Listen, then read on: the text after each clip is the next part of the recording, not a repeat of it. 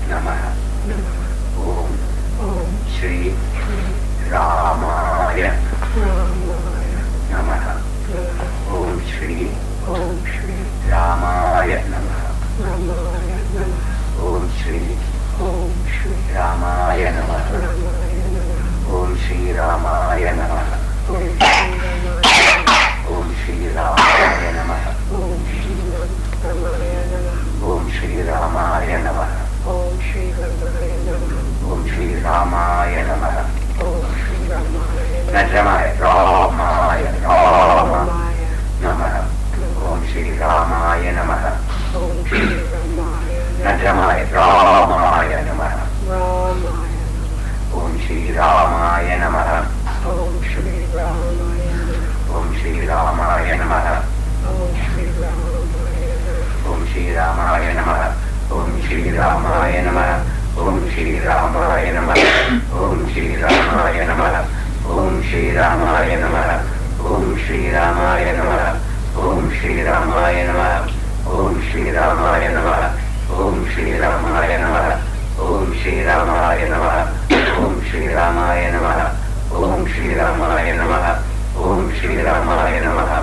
Om Shri Ramaya Namaha. Om Shri Ramaya Namaha. Om Shri Ramaya Namaha. Now mentally repeat the mantra and feel mantra is penetrating deep of the heart, open the spirits of consciousness with this concentration, better repeat mentally Om Shri Ramaya Namaha. Now mentally synchronize the breath, inhale Om Shri Ramaya Namaha, exhale Om Shri Ramaya Namaha, inhale Om Shri Ramaya Namaha, exhale Om Shri Ramaya Namaha.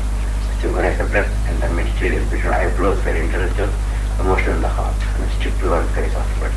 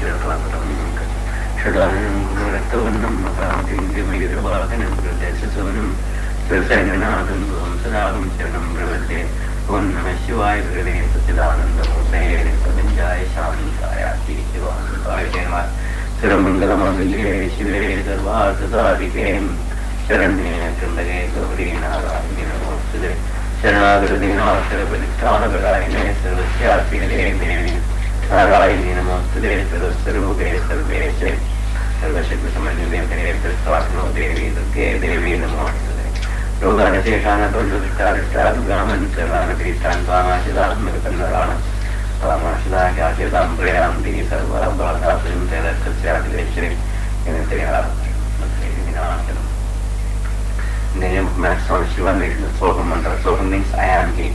I represent the infinite soul which is within you. And He represents the infinite God.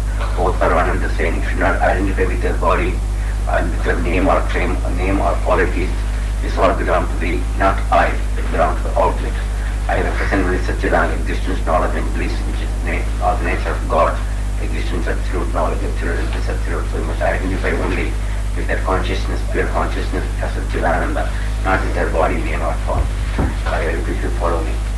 Soham, Soham, Soham, Soham, Soham, Soham, Soham, Soham, Soham, Soham, Soham, Soham, Soham, Soham, Soham, Soham, Soham, Soham.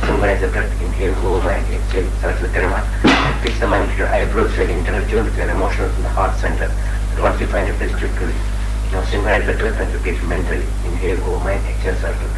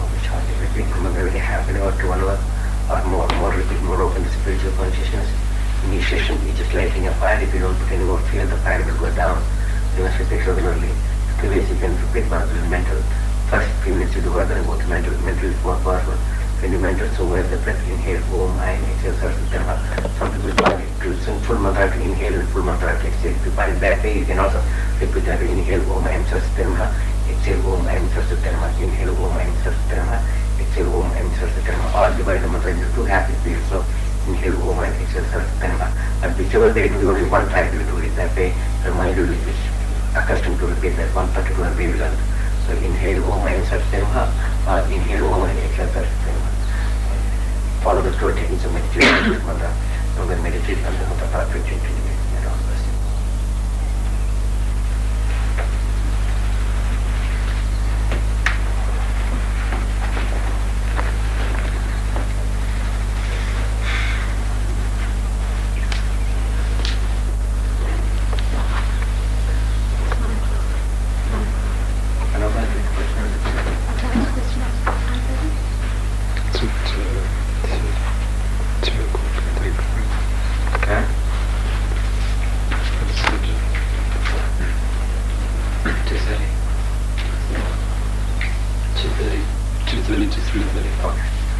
That's it.